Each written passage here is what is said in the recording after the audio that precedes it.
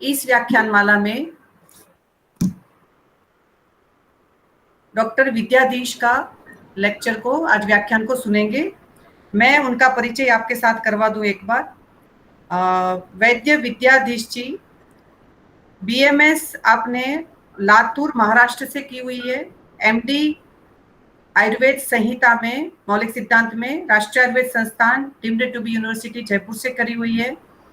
आपको 7.5 years teaching experience है इन UG and PG. इससे पूर्व वर्तमान में अभी आप असिस्टेंट प्रोफेसर के पद पर राष्ट्रीय आयुर्वेद संस्थान मौलिक सिद्धांत विभाग में कार्यरत है। इससे पूर्व आप GJ medical college, Ayurveda medical college Anand Gujarat में कार्यरत थे, और इससे पहले अखंडानंद आयुर्वेदिक कॉलेज अहमदाबाद में भी आपने कार्य किया हुआ है। आपने 2 पुस्तकों का प्रकाशन किया है, समन चिकित्सा विवेक।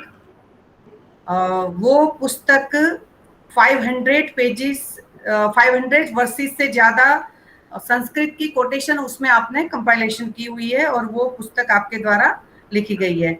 आपकी PG thesis more than 300 pages की है, जो कंप्लीटली आपने संस्कृत में लिखी हुई है। जो आज के समय में संस्कृत में लिखने वाले विद्वान अगर हम देखें तो पूरे भारतवर्ष में बहुत कम है। उनमें से आप एक है कि जो आप संस्कृत में अपनी डिसर्टेशन को पूरा किया हुआ है।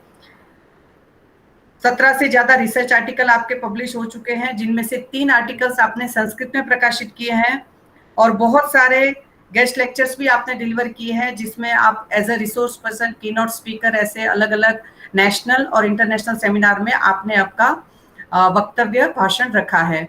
ऐसे विद्वान वक्ता को आज मैं विश्व आयुर्वेद परिषद के इस मंच पर आमंत्रित करते हुए बहुत ही हर्ष और गर्व महसूस कर रही हूँ। आपका इस प्लेटफॉर्म पे बहुत ज्यादा स्वागत है और हार्दिक अभिनंदन है। मैं आचार्य चरक और धन्वंतरी की वंदना और चरण स्पर्श करने के बाद आपको आज के व्याख्यान के लिए आमंत्रित करती हूँ। Doctor Vidyadhish ji, over to you.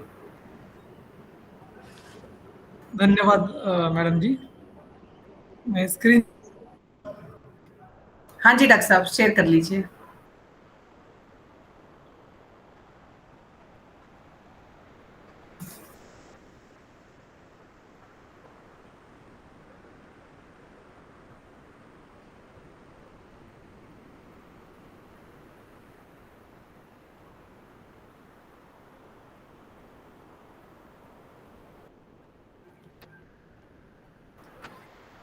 Ji doctor साहब, हो गई है स्क्रीन। फर्स्ट आपकी वो दिख रही है मंगलाचरण जी। हाँ, मेरी स्लाइड्स मूव हो रही है क्या, मुझे बताइए कृपया। हाँ जी, एक मिनट आप मूव करके देखिए एक बार। हाँ जी, हाँ जी, हेतुलिंग औषध आ गया, आप है ना, मूव हो रही है, कर रहा हूँ। हाँ हाँ जी, ठीक, okay ji. Chaturmukh समारब्धाम Charakacharya मध्यगाम अस्मदाचार्य पर्यंताम Vande Guru परंपराम। त्रीणी आयतनानि, concept and application, ये आज का विषय है। आयुर्वेद में जो, अगर हम आयुर्वेद को बहुत संक्षेप में एक शब्द में अगर वर्णन करना चाहेंगे तो आयुर्वेद हेतु लिंगौषध ज्ञान है। आयुर्वेद के जितने भी आप ग्रंथ देखेंगे तो उसमें 3 ही प्रकार के सूत्र आपको मिलेंगे। जो भी बोला गया है वो इधर हेतु के बारे में बोला गया है, नहीं तो वो लिंग के बारे में, या तो फिर औषध के बारे में। तो ये 3 ही मुख्य स्कंध आयुर्वेद में है, और उसमें से जो हेतु स्कंध है उसका अपने आप में बहुत बड़ा महत्व है। एक तो ये प्रथम सूत्र है आयुर्वेद का, हेतु। दूसरा है कि जो भी लक्षण आते हैं उसका प्रारंभ भी बिना हेतु के नहीं होता है। जो भी संप्राप्ति बनेगी वो कोई हेतु सेवन करेगा तभी बनेगी, ठीक है। तो हेतु एक प्रारंभिक इसमें सूत्र है, ऐसा मान सकते हैं। औषध से भी ये जुड़ा हुआ है कि औषधि जब हम कोई चिकित्सा करते हैं तो भी हेतु विपरीत चिकित्सा जो है वो प्रथम सूत्र होना चाहिए, और उसमें अगर हम विफल होते हैं तो बाद में व्याधि विपरीत चिकित्सा करने का प्रावधान है। तो जो त्रिसूत्र जो है इसमें से हेतु के बारे में हम आज चर्चा करेंगे। तो इसमें जो त्रीणी आयतनानि हम जो विषय लिख रहे हैं, बोल रहे हैं, इसमें आयतन ये हेतु का पर्याय है। कि इसका रेफरेंस चरक निदान 1/3 है। वहाँ पर जो भिन्न भिन्न पर्याय हेतु के दिए गए हैं उसमें आयतनम पर्याय आया है। इसका जो प्रारंभ हम देखते हैं तो इह खलु यहाँ से प्रारंभ होता है। यह मतलब अस्मिन प्रकरणे, चक्रपाणी लिखते हैं कि इस हेतु के प्रकरण में आयतन शब्द का अर्थ हमने हेतु लिया है, अनर्थांतर है। लेकिन जो दूसरे अगर हम प्रकरण देखेंगे, प्रकरणांतर देखेंगे, तो आयतन शब्द के दूसरे भी अर्थ मिलेंगे। जैसे कि दश प्राणायतन हम एक उपयोग करते हैं शब्द, तो अधिष्ठान ऐसे अर्थ में भी आयतन शब्द आता है। लेकिन हम जब ये टाइटल दे रहे कि त्रीणी आयतनानि, तो यहाँ पर ये हेतुवाचक ये शीर्षक है, इसको ध्यान में रखना है। तो ये मुख्य तीन आयतन है, तीन हेतु है कि असात्म्य इंद्रियार्थ संयोग और परिणाम। इसमें भिन्न भिन्न नामों से अलग अलग जगह पर इसका वर्णन आया है। तो विषम अर्थ इसको असात्म्य इंद्रियार्थ संयोग को हम देखते हैं। प्रज्ञापराध एक बहुत ही वर्सेटाइल कंसेप्ट है जो कर्म या बुद्धि नाम से भी आया है और परिणाम नाम से भी ग्रंथकारों ने वर्णित किया है। एक जगह पर इस त्रीणी आयतनानि को वेदनाश्रय संज्ञक भाव नाम से भी मूल में चरकाचार्य ने इसको वर्णित किया है। तो हम 1 बाय 1 इसको देखेंगे। एक तो ये त्रिविध हेतु जो है, ये आचार्य चरक ने बहुत बार इसका वर्णन किया है। कि यहाँ पर मैं 5 रेफरेंस यहाँ शो कर रहा हूँ, तो ये भिन्न भिन्न जगह के रेफरेंस है और इस तीनों में त्रीणी आयतनानि त्रिविध हेतु इसी का वर्णन है। तो पहला रेफरेंस जो प्रसिद्ध है, काल बुद्धिन्द्रियार्थानाम योगो मिथ्यान चाति च वयाश्रयाणाम व्याधीनाम त्रिविधो हेतु संग्रह, ये प्रथम अध्याय का ही रेफरेंस है। सूत्र स्थान में ही और एक बार जो टाइटल हमने जहाँ से लिया है 11th चैप्टर में त्रीणी आयतनानि करके संदर्भ आया है। फिर चरक निदान 1 में और एक बार जहाँ पर हमने अभी हेतु का जो आयतन ये एक सिनोनिम है वो लिया, वहाँ कंटिन्यूएशन में श्लोक आया कि तत्त्रिविधम, वो हेतु 3 प्रकार का है और फिर से इसी प्रकार से इसका वर्णन आया है। शारीर 1 में धी धृति स्मृति विभ्रंशः संप्राप्ति ही काल कर्मणाम असात्म्यार्थागमश्चेति ज्ञातव्या दुख हेतवा, और फिर से शारीर 2 में भी और एक बार इसका वर्णन आया है। तो ये कंठर्व से बार बार इसको क्यों कह रहे हैं? तो एक जगह पर चक्रपाणी भी कहते कि जो बार बार कोई संदर्भ कहा जाता है तो वो उसका महत्व प्रतिपादन करने के लिए कहा जाता है। एक प्रश्न मन में आएगा कि ये रिपीटेशन या पुनरुक्त दोष तो नहीं है। तो पुनरुक्त दोष का निराकरण होता है कि जब हम किसी प्रसंगवश या किसी कारणवश उसको बार बार कह रहे हैं तो वो दोष नहीं कहलाता है। तो ये इसका महत्व प्रतिपादन करने के लिए ये 3 हेतुओं का जो कंसेप्ट है वो बार बार चरकाचार्य ने कहा है। अब ये प्रश्न है कि इसमें से किसका ज्यादा प्राधान्य है, कि 3 में से कौन सा हेतु ज्यादा प्रधान है? तो काल का प्राधान्य है या फिर प्रज्ञापराध का प्राधान्य है या जो असात्म्य इंद्रियार्थ संयोग है उसका प्राधान्य है? तो इसको अगर हम देखेंगे कि जनरली जो चरकाचार्य की जो शैली है तो उसमें बहुत बार जो प्रधानता जिसकी है उसको प्रथम श्रेणी में रखा जाता है कि पहला उसका वर्णन आता है, नाम के में पहला सिक्वेंशियली वर्णन उसका आता है। तो यहाँ पर अगर देखेंगे तो 5 रेफरेंस में अलग अलग जो हेतु है उनका प्रधानता वर्णन किया गया है। तो पहले अध्याय में काल का वर्णन पहला है, काल से शुरू होता है। फिर 11th चैप्टर में अर्थानाम, मतलब ये जो असात्म्य इंद्रियार्थ संयोग है इसको पहली श्रेणी में रखा गया है। निदान 1 में भी असात्म्य इंद्रियार्थ संयोग को ही प्रथम श्रेणी में रखा गया है। शारीर 1 में और 2 में दोनों जगह पर प्रज्ञापराध को पहले रखा गया है। तो जो तीनों हेतु है, तीनों में से एक एक को अलग अलग जगह में प्रधानता के स्थान पर पहली श्रेणी में रखा गया है। तो ये ऐसा आचरण करके, ऐसा व्यवहार करके एक मैसेज चरकाचार्य देते हैं। ये भी आचार्य की शैली है कि बहुत बार क्रम को अगर डिस्टॉर्ट करेंगे तो वो सभी का महत्व है ऐसा प्रतिपादन उसमें करते हैं। ठीक है, तो ये और भी 2-3 रेफरेंस इसके मिलेंगे जिसमें क्रम डिस्टॉर्ट करके सभी का महत्व प्रतिपादन किया है। इसी को चक्रपाणी ने भी स्पष्टतः कहा है कि यह पूर्वोक्त क्रम भेदेन यह असात्मेन्द्रियार्थ संयोगस्य आदौ अभिधानेन सर्वेषाम एव एषाम रोगकर्तृत्वे प्राधान्यम दर्शयति मा भूत एकांताभिधानेन प्रधानता नियमः। अगर सब जगह अगर काल को ही पहले रख देते तो प्रधानता का एक नियम बन जाता कि काल ही प्रधान है, इसलिए वो नियम ना बने, इसके लिए तीनों हेतुओं को अलग अलग से जगह पर प्रथम श्रेणी में रखा गया। यद्यपि जो प्रज्ञापराध है ये मूलभूतत्वेन प्रधान, ये सबसे मूल है। अगर कोई असात में इंद्रियार्थ संयोग भी कर रहा है तो भी उसका कारण प्रज्ञापराध होता है कि वो जानता नहीं कि वो जो इंद्रियार्थ संयोग है कि वो उसके लिए हितकर नहीं है, तो वो अज्ञानतावश उसको कर रहा है, तो उसका भी मूल प्रज्ञापराध होता है। या जो काल के कारण जो डिसऑर्डर्स होते हैं कि बहुत बार काल में जो कर्म का भी ग्रहण करा किया जाता है कि पूर्वकृत कर्म जब किसी काल में फलित हो जाते हैं तो वो भी काल में आ जाते हैं, तो उसका भी जो कारण है वो पिछले जन्म का प्रज्ञापराध होता है, इसलिए इसको कहा गया कि मूलभूतत्वेन प्रधान। दूसरा जो है असात में इंद्रियार्थ संयोग, ये प्रत्यासन्न कारणत्वेन प्रधानम, ऐसा कहा गया कि यही एक्चुअल प्रज्ञापराध कोई कर रहा है तो भी वो कुछ ना कुछ इंद्रिय का अर्थ सेवन कर रहा है, तभी तो उसको व्याधि हो रहा है। तो ये प्रत्यासन्न कारण है, मूल कारण नहीं है, लेकिन ये निकट का कारण है और इसी के कारण व्याधि हो रहा है, इसलिए हम इसको भी प्रधान मान सकते हैं। और दुष्परिहारत्व के कारण काल का भी प्राधान्य कि अपने हाथ में ही नहीं है वो, कि वो अगर काल जनित कोई व्याधि हो गया तो उसको अलग प्रकार से डील करना होता है। तो हम तीनों को वन बाय वन देखेंगे। उसमें से पहला है असात्म्य इंद्रियार्थ संयोग। इसमें एक एक शब्द की ओर हम डिस्कशन करेंगे। तो असात्म्य शब्द है, मूल से ही इसकी अगर व्याख्या देखेंगे तो आचार्य ने स्वयं इसकी व्याख्या की है कि असात्म्यमिति तद विद्यात यन्नयाति सहात्मता, आत्मता को जो प्राप्त नहीं होता है, आत्मता मतलब अविकृत रूपता, मतलब जो अंदर आने पर विकृत हो जाता है उसको हम असात्म्य कहेंगे कि वो मूल जो दोष धातु मतलब प्राकृत स्वरूप के हैं उसको छोड़कर अलग विकृति को वो प्राप्त हो जाता है, ऐसा जो भी है उसको हम असात्म्य।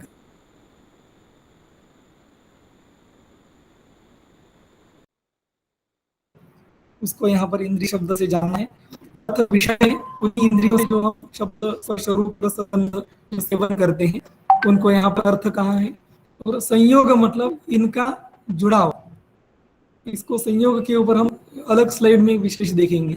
तो इसका अगर हम विश्लेषण करेंगे तो ऐसा इंद्रियार्थ संयोग जो असात्म्य आय, असात्म्यता के लिए कारणीभूत होता है, असात्म्यता में परिणत होता है, ऐसा जो इंद्रिय और अर्थ का संयोग है उसको हम असात्म्य इंद्रियार्थ संयोग कहेंगे, क्योंकि ऐसा संयोग जो विकृत रूपता को प्राप्त हो रहा है, अंदर जाके विकृति उत्पन्न कर रहा है, ऐसे इंद्रिय और उसके विषय के संयोग को हम असात्म्य इंद्रियार्थ संयोग कहेंगे।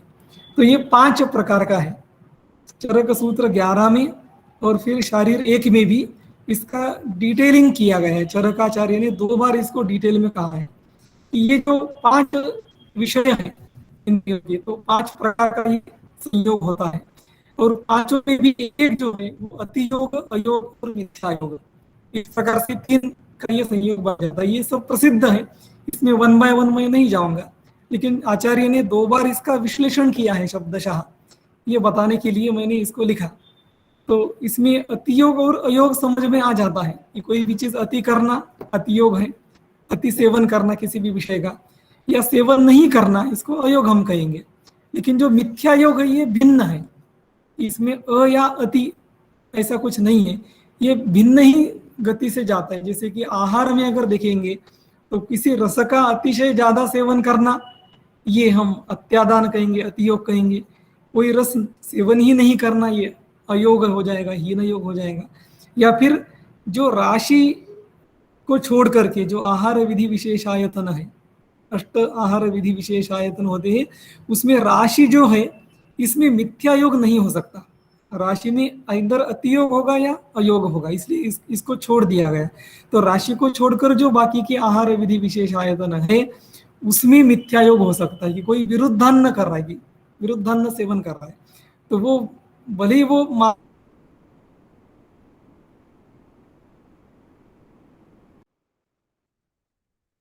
तो वो जो अति या ये इसमें नहीं बैठेगा, अलग ही राशि में आएगा, तो उसको हम यहाँ पर मिथ्या योग में गिनेंगे। ठीक है, तो इसका सब लोग इसको पढ़ चुके हैं, मैं इसको 1 बाय 1 नहीं पढ़ूंगा। सेम प्रकार का जो वर्णन है श्लोक में करके शारीर एक में फिर से एक बार इसको अलग शब्दों में आचार्य ने किया है। इसमें कुछ जगह पर अलग से इन्होंने बताया कि जैसे अतियोग लिख दिया और अयोग में दो कैटेगरीज लिख दी कि दर्शनात् चाति सूक्ष्माणाम सर्वश्चाप्य दर्शनात्, कि अदर्शन में भी अयोग है और उसमें अति सूक्ष्म भी लिख दिया। यद्यपि चक्रपाणी इसको कहते कि अति सूक्ष्म दर्शन तो मिथ्या योग में काउंट करना चाहिए, ठीक है, इसकी लिस्ट में नहीं लिखा, अलग से इसको लिख दिया, अयोग के साथ लिख दिया, ठीक है। तो एक तो स्पर्श में भी ऐसा ही लिखा कि असंस्पर्शः और हीन संस्पर्शः, कम भी इसमें है या बिल्कुल नल है, जीरो है, तो वो भी इसमें आएगा। तो कोई भी इंद्रिय का जो विषय है उसको जब हम ज्यादा सेवन करेंगे तो एक कैटेगरी बनेगी, कम सेवन करेंगे या बिल्कुल ही सेवन नहीं करेंगे तो दूसरा प्रकार बनेगा, या कोई उसका मिथ्या योग हम करेंगे कि जैसे यहाँ पर स्पर्श है तो स्पर्श के लिए बोला कि विषवात का स्पर्श है, वो कम है या ज्यादा है उसका विषय नहीं है, जो होना ही नहीं चाहिए था स्पर्श वो हो गया, तो ये मिथ्या योग में आ जाएगा, ठीक है। तो इस प्रकार से ये 5 जो इंद्रियार्थ संयोग है और इनकी 3 सब डिवीजन, इस प्रकार से ये 15 प्रकार का कुल मिलाकर के साथ में इंद्रियार्थ संयोग हो सकता है। अब ये विषय है कि जो बातें ज्यादा चर्चित नहीं है उसके ऊपर हम ध्यान देंगे, जो शब्दशः ग्रंथों में लिखी है और रटी रटाई है, बहुत बार चर्चा में आती है, उसको मैं छोड़ दूंगा। अब ये विषय कि बहुत बार हम बोलते हैं कि कोई दधि सेवन किया तो वो प्रमेय का हेतु है, या कोई भी अम्ल सेवन किया तो वो पित्त का हेतु है, पित्त वृद्धि का हेतु है। तो कोई भी द्रव्य हेतु हो सकता है क्या, या द्रव्य का कोई रस या गुण ये हेतु हो सकता है क्या, या इंद्रिय का कोई विषय हेतु हो सकता है क्या? तो आचार्य चरक इसको स्पष्टतः डिस्कार्ड करते हैं, लिखते कि नेन्द्रियाणि न चैवार्थाः सुख दुःखस्य हेतवः, सुख या दुख, व्याधि या आरोग्य, दोनों का हेतु इंद्रिय या उसका कोई भी विषय नहीं हो सकता, वो विषय चाहे द्रव्य हो या उसका कोई गुण हो या कर्म हो। तो कोई द्रव्य किसी भी व्याधि का या सम्यक मात्रा या कोई भी द्रव्य किसी सुख का भी हेतु नहीं हो सकता, आरोग्य का भी हेतु नहीं हो सकता, ना ही किसी व्याधि का हेतु हो सकता है। तो हेतु कौन होता है? तो हेतुस्तु सुख दुःखस्य योगो दृष्टश्चतुर्विधा, जो 4 प्रकार का योग है वो सुख या दुख का हेतु है। उसमें से एक समयोग है जो सुख का आरोग्य का हेतु है, और दूसरे जो 3 है जो हमने अभी देखे, अतियोग, अयोग और मिथ्या योग, तो ये व्याधि के हेतु, दुख के हेतु हो सकते हैं।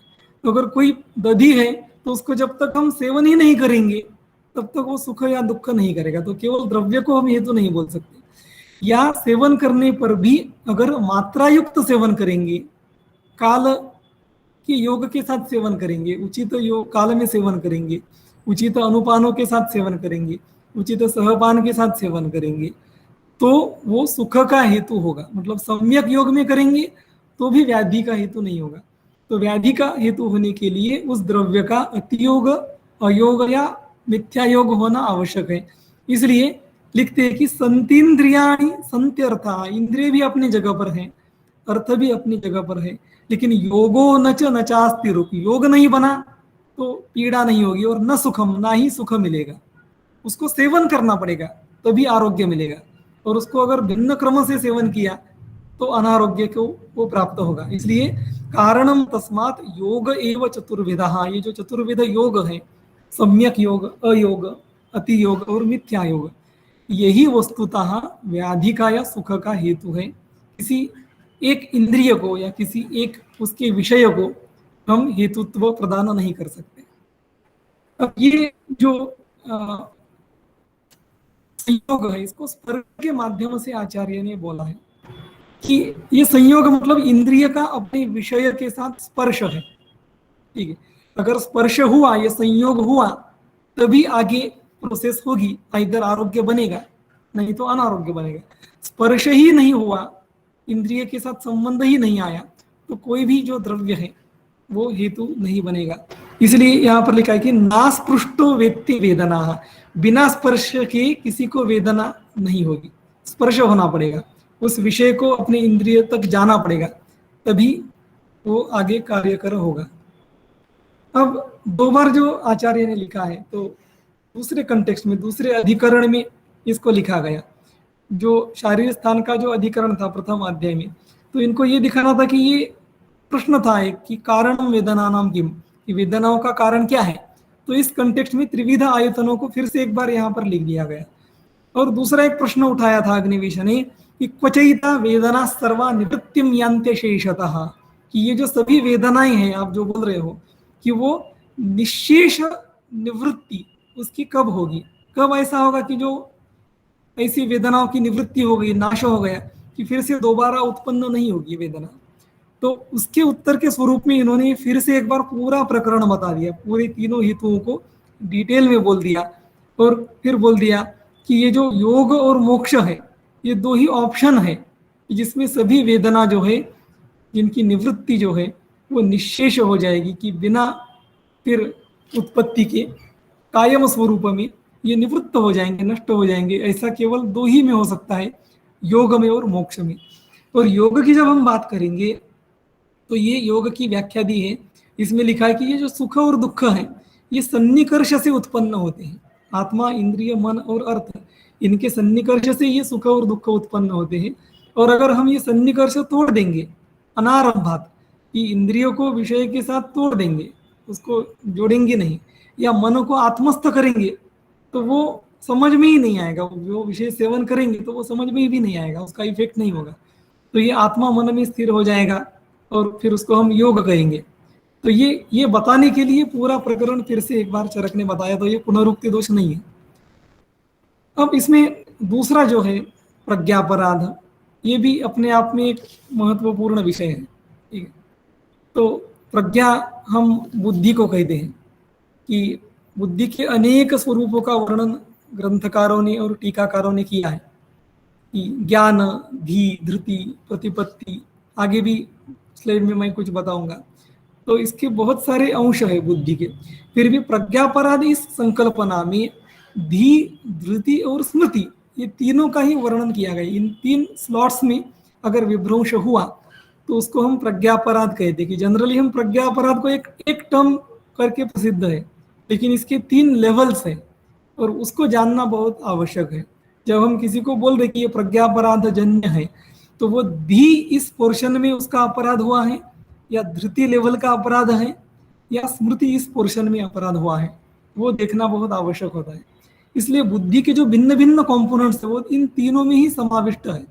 तो वो क्या क्या कॉम्पोनेंट है? एक तो बुद्धि को ज्ञान बोला जाता है ना, धी को भी ज्ञान बोला जाता है। धी को ये उपदिष्ट ग्रहण की शक्ति बोला जाता है, कि जो उपदेश हम करते हैं तो उसकी जो ग्रहण शक्ति है उसको भी धी बोला जाता है। धृति एक बहुत स्पेसिफिक टर्म है, इसको नियमात्मिका बुद्धि कहा जाता है, कि मन का नियंत्रण करने वाली ये बुद्धि है। तो उसका अपराध है तो इस पर्टिकुलर पोर्शन में ये अपराध होगा, है ना। धृति को ये संतुष्टि ही, ऐसा भी एक जगह पर आढ़मल्ल ने कहा है, और उसने फिर भी नियमात्मिका जो है उसको पुष्टि की ही है। प्रतिपत्ति की चरकाचार्य, चरक संहिता में ही तीन अलग जगह पर एक ही कमेंटेटर ने अलग अलग जगह से व्याख्या की है।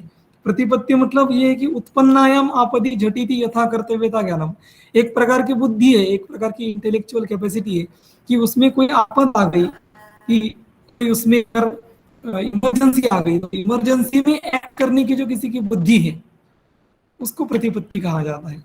या फिर जो उपदिष्टार्थ से सम्यक अवबोधा, जो उपदिष्ट अर्थ है उसका आप ठीक ठीक अवबोध कर पा रहे हो तो उसको भी प्रतिपत्ति कहा जाता है। या फिर जो अवबोध हो चुका है उसको आप अप्लाई कर पा रहे हो तो उसको भी प्रतिपत्ति एक जगह पर विमान स्थान 4 में कहा। तो ये प्रतिपत्ति भी एक प्रकार की बुद्धि है। ठीक है, फिर जो मति है, मति शब्द हम बुद्धि का सिनोनिम करके यूज कर दे, लेकिन उसको डल्लन ने अनागता ज्ञानम कहा, कि जो ज्ञान आगे है, आगे होने वाला है, उसको पहले ही कोई जान रहा है तो उसको हम मति बोल सकते हैं। ठीक है, अनागत विषय उपदेश या त्रिकाल विषय बुद्धि ही इति अन्य, ऐसा करके आढ़मल्ल ने भी चांद्र की जो टीका है उसमें कहा है। मेधा को धारणा शक्ति कहा जाता है, ग्रंथ धारण शक्ति को कितना उसको होल्ड कर पा रहा है। ठीक है, फिर मेध्य को पवित्र भी एक जगह पर डल्लण ने कहा है, मेध्य मतलब पवित्र। ठीक। स्मृति सब लोग जानते हैं कि अतीत स्मरणम की रिकॉल कितना कर पा रहा है, कि जो गृहीत विच्छेदेन धारयितुम शक्ति, कि उसको थोड़े समय के बाद जो हम बोल रहे हैं कि मेधा वो तुरंत उसको धारण कर रहा है, तुरंत बोल पा रहा है, लेकिन कुछ काल के बाद विच्छेद के बाद उसको रिकॉल कर पा रहा है। तो एक साल के बाद फिर उसको बोल पा रहा है, एक महीने के बाद सेम उसको रिपीट कर पा रहा है। तो ये कितने काल के बाद उसको बोल पा रहा है, उसको हम स्मृति कहेंगे। ठीक है। स्मृति को योग शास्त्र में अनुभूत विषया संप्रमोषा स्मृति, ऐसा करके पतंजलि ने कहा है कि स्मृति वहां पर एक्चुअली एक जो चित्त की वृत्ति है उसके स्वरूप में उसको बोला गया है कि चित्त वृत्ति का निरोध करना ही योग है। तो चित्त वृत्ति जो है उसमें से एक स्मृति है, तो स्मृति का भी निरोध करना पड़ेगा। अगर आप ध्यान में बैठे हो और स्मृति में खो गए तो नहीं चलेगा, उसका भी निरोध करना पड़ेगा। सब चित्त वृत्तियों का निरोध करेंगे तो फिर मन आत्मस्थ हो जाएगा। इसलिए इसको एक चित्त के वृत्ति के स्वरूप में भी वर्णन किया गया है। फिर प्रज्ञा जो है वो वेद निघंटु में उसके एकादश नाम बोले गए, ये एकादश नाम है प्रज्ञा के, मतलब इतने पोर्शन है। जो हम किसी को प्रज्ञावान बोलते हैं तो ये इतने प्रकार की वो हो सकती है, इतनी क्वालिटी उसमें है। ठीक है। प्रतिभा ये प्रत्युत्पन्न मतित्व है कि उसको अचानक स्फुट हो जाता है, कोई समझ में आ जाता है, कोई अचानक कोई बोल जाता है, बुद्धि में आ जाता है, तो उसको प्रतिभा बोलते हैं। ठीक है। प्रत्युत्पन्न मतित्व मतलब वो कोई किसी भी समय में रचना कर रहा है, शीघ्र कवि है कोई, है ना, किसी भी समय में तुरंत 1 मिनट में कोई किसी ने ड्राइंग बना दिया तो वो उसकी प्रतिभा है, उसके लिए उसको अभ्यास की जरूरत नहीं है। ठीक है। या फिर प्रतिभा को नवोन्मेषशालिनी जो बुद्धि है उसको भी प्रतिभा कहा जाता है कि नया नया उन्मेष मन में आना, कि कोई नए विषय की वो रचना कर पा रहा है या नई कल्पना कोई वो उत्पन्न कर रहा है, तो उसको प्रतिभा कहा जाता है। पंडा भी एक अलग प्रकार की बुद्धि है, तत्व अनुगा बुद्धि, तत्व का अनुगमन करने वाली बुद्धि। तो पंडित, ये पंडा बुद्धि जिसको है उसको पंडित बोला जाता है। हम किसी को भी पंडित बोल देते हैं, लेकिन एक स्पेसिफिक ये टर्म है ना। ये शास्त्र में भी, अपने चरक में भी 2 प्रकार की बुद्धि आई है, एक तो शास्त्र जनित बुद्धि और दूसरी सहज बुद्धि, की जो किसी की जन्मतः जो बौद्धिक कैपेसिटी है वो सहजा बुद्धि बोला जाता है, या फिर उसको शास्त्र पढ़ने के बाद जो बुद्धि हुई है उसको वैनायिकी बुद्धि नाम से भी चक्रपाणी ने दिया है। तो ये शास्त्रम ज्योति प्रकाशार्थम दर्शनम बुद्धिरात्मना, इसमें ये दोनों बुद्धियों का वर्णन है कि खुद की बुद्धि भी चाहिए और शास्त्र एक ज्योति स्वरूप है मार्ग दिखाने के लिए, तो शास्त्र जनित बुद्धि भी चाहिए, तभी हम अच्छी तरीके से चिकित्सा कर सकते हैं। ठीक है। कुछ हम अगर प्रमाणों का अगर विवेचन देखेंगे तो सभी प्रमाण ये इटसेल्फ बुद्धि है, ऐसा समझ में आता है कि प्रत्यक्ष क्या है, तो जो या बुद्धि ही व्यक्ता तदात्वीय व्यक्ता की उसी क्षण व्यक्त हो रही जो बुद्धि है उसी को प्रत्यक्ष कहा गया है। ये आत्मादि ये जो चतुष्टय है इनके सन्निकर्ष से जो तदात्व जो बुद्धि उत्पन्न हो रही है उसी का नाम, उस बुद्धि का ही नाम प्रत्यक्ष करके दिया है। या युक्ति को भी बुद्धि कहा है कि बुद्धि ही या भावान पश्यति, जो बुद्धि भावों को देख रही है, जो भाव बहुकारण योगज है ना, उस बुद्धि को ही युक्ति कहा गया है। आप्त के भी 2 उसमें भाग है, एक तो शब्द रूप आप्त होता है या बुद्धि प्रमाण पक्ष होता है आप्त का। तो ये बुद्धि प्रमाण पक्ष वाला जो आप्त है उसमें आप्त उपदेश से जो आपको बुद्धि उत्पन्न होती है वो भी आप्त प्रमाण ही है कि आपने 2-3 जगह का आप्तोपदेश पढ़ा और उससे ऊहन किया, तो ऊहन से जो बुद्धि उत्पन्न हुई है वो भी आप्तोपदेश ही है। अगर आपने शास्त्रीय पद्धति से ऊहन किया है तो आप्त को भी एक बुद्धि कहा गया है। और अनुमान में इटसेल्फ जो मान शब्द है वो मीयते ज्ञायते इस वाचक है, ये भी ज्ञानवाचक है। तो पश्चात प्रत्येक जो आप्त है उसके पश्चात जो ज्ञान होता है उसको हम अनुमान कहते हैं। तो ये सभी प्रमाणों में भी ये बुद्धि का प्रत्यक्ष संबंध। अब ये धी धृति स्मृति विभ्रंश, ये जो प्रज्ञापराध को कहा गया है, तो इसमें आचार्य ने धी धृति और स्मृति ऐसा क्रम रखा है। लेकिन अगर वस्तुतः अगर हम गंभीरता की दृष्टि से देखेंगे तो धी एक लेवल है कि इसको ज्ञान नहीं होना किसी चीज का, और कोई अगर वो प्रज्ञापराध हो रहा है ज्ञान नहीं होने के कारण, तो वो सिंपल फर्स्ट लेवल का प्रज्ञापराध है। उसको हम दूसरे लेवल का जो प्रज्ञापराध है उससे थोड़ा गंभीर, वो स्मृति के लेवल का है। ये उसको ज्ञान तो है लेकिन स्मरण नहीं है, इसके लिए वो कोई हेतु सेवा कर रहा है, तो उसको हम उससे थोड़ा गंभीर मानते हैं। और तीसरा जो है धृति विभ्रंश, वो स्मृति से भी ज्यादा गंभीर है, क्योंकि धृति ये क्या है हम आगे देखेंगे, लेकिन ये जो क्रम है ये धी स्मृति और धृति, ऐसा गंभीरता का क्रम होना चाहिए। ऐसा एक रेफरेंस यहाँ पर लिखा है, निदान चिकित्सा हस्तामलक है ना, ये जो ग्रंथ है इसमें रणजीत राय देसाई जी ने इस क्रम को उत्तरोत्तर गंभीर स्वीकार किया है, और वो सही भी लगता है। एक एक को हम देखेंगे कि धी विभ्रंश है, चरक क्या बोलते हैं कि विषमाभिनिवेशो यो नित्यानित्य हिताहिते ज्ञेयस्थ बुद्धि विभ्रंश समम बुद्धि ही पश्यति, कि बुद्धि हमेशा सम देखना चाहती है, जो है वैसा वो देखती है, लेकिन अगर उसमें विषम अभिनिवेश हो रहा है कि नित्य को अनित्य, अनित्य को नित्य समझ रहा है, हित को अहितकर समझ रहा है, अहित को हितकर समझ रहा है, तो ये ज्ञान के लेवल में जो ये अपराध है उसको धी अपराध हम कहेंगे, और ये धी विभ्रंश है कि पता ही नहीं है कि क्या करना चाहिए। तो ऐसे जो बिना ज्ञान के जो अपराध होते हैं वो वैद्य के द्वारा भी हो सकते हैं, रुग्ण के द्वारा भी हो सकते हैं। तो वैद्य के माध्यम से जो अपराध होते हैं कि कोई आपको संचयावस्था में कोई अगर रुग्ण आ गया और आपने उसको पहचाना ही नहीं, हो सकता है कि वो दूसरे किसी व्याधि का उपद्रव लेकर आया है या पूरा व्यक्तावस्था में आया है, लेकिन और एक कोई व्याधि संचय अवस्था में उसमें चल रहा है, तो वो आपने पहचाना नहीं, तो जो संचय अवस्था में थोड़ा कोई उपक्रम करके जो ठीक हो सकता था, आपके प्रमाद के कारण वो बढ़ गया, तो ये आपका अपराध है। या पंचकर्म में अर्हता अनर्हता आप नहीं दे पाए, किसी को भी वमन दे दिया, ठीक है, केवल दोष देख के दे दिया, दूसरी चीजें नहीं देखी, तो ये अर्हता अनर्हता न पहचानना, इसके कारण भी रुग्ण को अगर तकलीफ, तो वो वैद्य का प्रज्ञापराध है।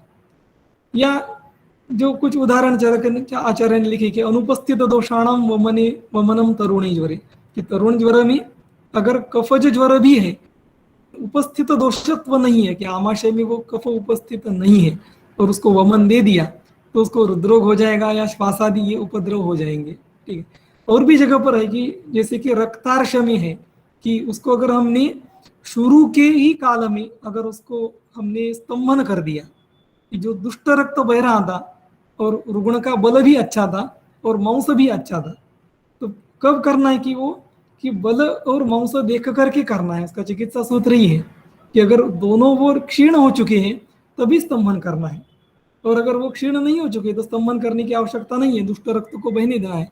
लेकिन हमने जल्दबाजी में रक्त बह रहा है तो उसको स्तंभन कर दिया, अबुद्धिमान लिख दिया कि यहाँ अबुद्धिमान आदौ प्रवृत्तम शोणितम निगृह्णाति, उसको स्तंभन कर देता है, तो क्या करता है तद रोगान जनयत बहुंत, उसको कामलादि बहुत सारे विकार हो जाएंगे।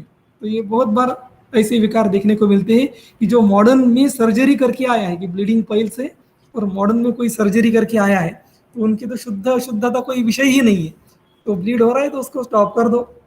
तो सर्जरी के कारण भी अगर वो दुष्ट रक्त बाहर निकलना रह गया तो भी वो कामलादि विकार करेगा आगे। ऐसे बहुत सारे केसेस मिलते हैं।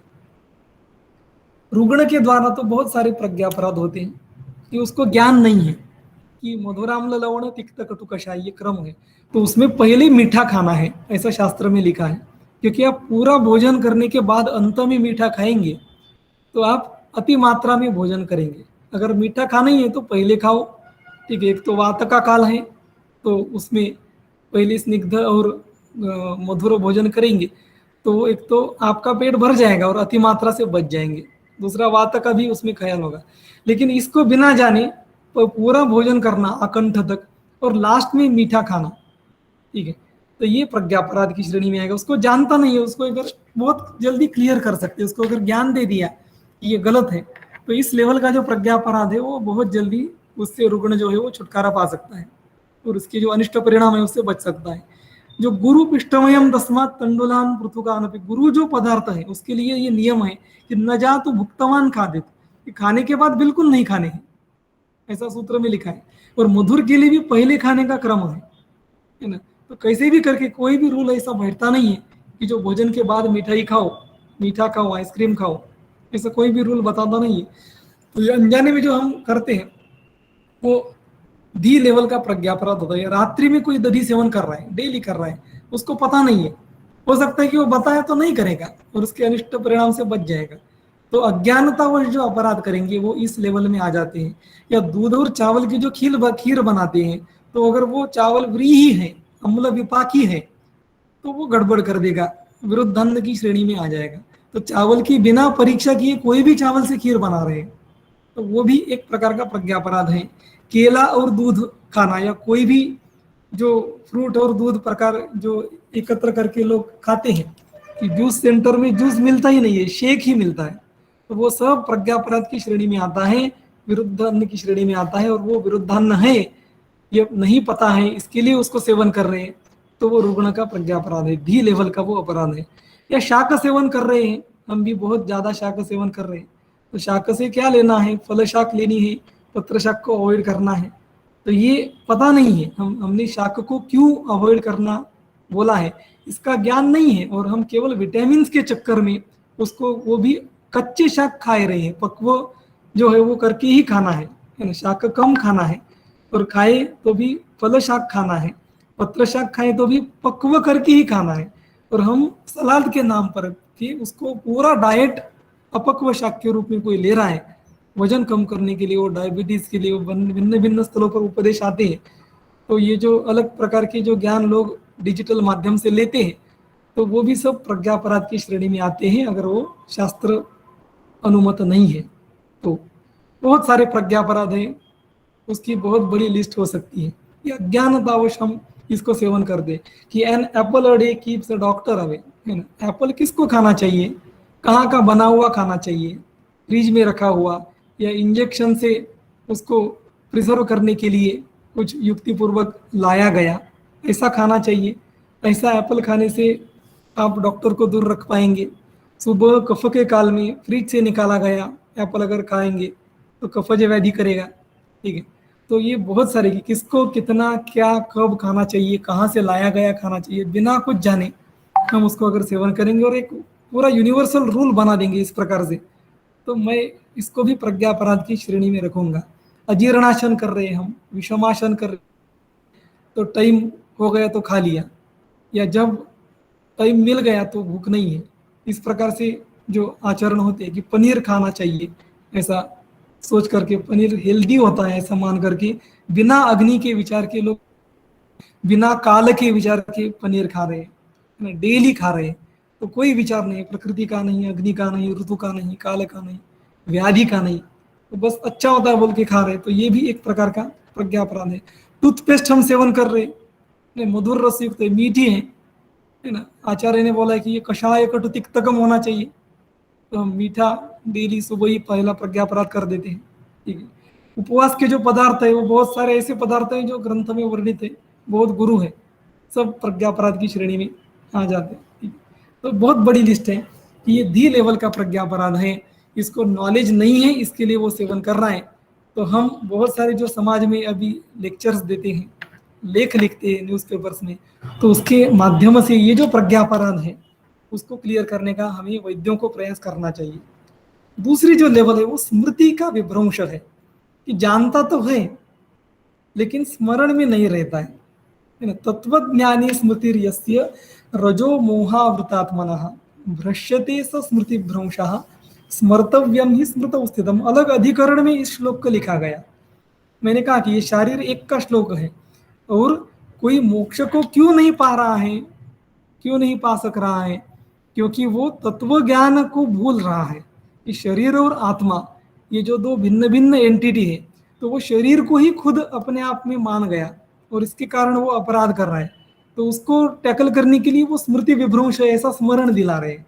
लेकिन ये भी बहुत बड़ा एक स्मृति विभ्रंश मैटर है कि इसमें रुग्णों को अगर पता है लेकिन वो भूल रहा है कि उसको जो पथ्य बोला गया है वो दूसरी बार जो रिविजिट के लिए आ गया तभी उसको याद आ रहा है, अरे ये तो नहीं बोला था, ठीक है। या जो पथ्य खाने के लिए बोला था कि ये खाना है, तो वो नहीं सेवन कर रहा है, उसको निग्लेक्ट कर रहा है, गंभीरता से नहीं ले रहा है। क्यों गंभीरता से नहीं ले रहा है? क्योंकि उसको पता नहीं कि ये लाभ करेगा या ये हानि करेगा। तो ये स्मृति विभ्रंश के कारण वो उसको ठीक ठीक पालना नहीं कर रहा है ना। कि उसको बोला गया है कि दिन में सोना नहीं है, लेकिन दोपहर खाने के बाद वो भूल गया, सो गया। और एक हफ्ते के बाद जब रुग्णों को पूछा गया कि आपने देवा सब छोड़ा कि नहीं, तो वो बोल रहा है कि मुझे याद ही नहीं रहा, है ना। तो स्मृति के कारण, है ना, ब्राह्म मुहूर्त में उठना चाहिए, सबको पता है, सभी आयुर्वेदज्ञों को श्लोक पता है कि ब्राह्मी मुहूर्त उत्तिष्ठे। लेकिन जब अलार्म भी लगा रहे हैं, ठीक है, लेकिन उस समय क्या कर रहे हैं, हम उसको छोड़ नहीं पा रहे हैं, है ना। तो स्मरण दिला करके हम कुछ बार ये जो स्मृति का अपराध है उसको छोड़ सकते हैं, कि उसको कोई दूसरा याद दिलाए कि आपको दधि निषेध किया है। जब वो सो रहा है तो उसको कोई दूसरा याद दिलाए, है ना, कि दिवा साहब आपको निषेध है। तो स्मरण दिलाने मात्र से ये जो लेवल का अपराध है ये टल सकता है, ठीक है। कुछ बार ये जो स्मृति है, ये विस्मरण होना ये अच्छी बात होती है, या इसके लिए हमें प्रयास करना पड़ता है। जैसे कि विषम ज्वर में लिखा गया है कि ज्वरस्य वेगम कालम च चिंतयन ज्वर्यते द्वयः। ये विषम ज्वर आ रहा है कि उसको डेली सपोज दोपहर 12 बजे फीवर आ रहा है, तो जैसे ही 12 बज गए तो वो स्मृति के कारण उसको फीवर आ रहा है। तो स्मृति ही जब कारण बन रहा है तो क्या करना है, उसकी स्मृति का नाश कर देना है। उसको जैसे 12 बज रहे तो 11:30 से ही उसका मन दूसरे किसी एक्टिविटीज में लगा दो ताकि वो भूल जाए। तो स्मृति के कारण जो वेग आ रहा था वो नहीं आएगा। तो कभी कभी स्मरण जो है वो आ रहा है तो उसको नहीं आए, इस प्रकार की भी व्यवस्था चिकित्सा में करनी पड़ती है। ये विरुद्ध प्रकार का है। और ये तीसरे लेवल का जो एक अपराध होता है, धृति विभ्रंश इसको कहा जाता है। तो धृति को हमने कहा कि धृतिर ही नियमात्मिका, कि क्या कि मन का नियमन करने वाला ये बुद्धि का अंश है, जिसको हम धृति कहते हैं, कि ये सबसे ज्यादा डेंजर है। कि विषय प्रवणम सत्वम धृति भ्रंशान्न शक्यति नियंतुम अहितात, अर्थात कि विषय प्रवणम सत्वम, की विषय की ओर जो दौड़ रहा जो मन है उसको धृतिभ्रंश के कारण नियंत्रित करना संभव नहीं हो पाता है। ऐसी कंडीशन को हम धृतिभ्रंश कहते हैं, ठीक है। इसमें क्या है कि रुग्णों को ज्ञान है कि पर्टिकुलर चीज नहीं सेवन करनी है। जब वो उसको सेवन कर रहा है तो स्मरण भी है नहीं करना है, लेकिन फिर भी वो कंट्रोल नहीं कर पा रहा है। रसगुल्ला बहुत प्रिय है, ठीक है, और नहीं खाने के लिए बोला है, ज्ञान भी है कि ये अहितकर है मेरे लिए, और स्मरण भी है खाते समय, लेकिन कंट्रोल नहीं कर पाया, एक खा लेता हूं करके खा लिया, ठीक है। तो ये स्थौल्य प्रमेय के कारण ही ये बहुत बार क्या लौल्य है, गृध्नुम अभ्यवहार्येषु ऐसा करके प्रमेय में लिख दिया कि जो लोलुप है, जो बहुत ज्यादा लौल्य जिसका है, कि जिसकी वो धृति नहीं है, कंट्रोल नहीं कर पा रहा है, पता है ये ठीक नहीं है, इससे वेट बढ़ेगा तो भी वो खा रहा है उसको, इससे प्रमेय बढ़ेगा पता है, लेकिन फिर भी उसको सेवन कर रहा है। तो ऐसे जो अपराध है इसको हम धृति विभ्रंश के कारण मानते हैं, और ये टैकल करना थोड़े मुश्किल होते हैं, ठीक है।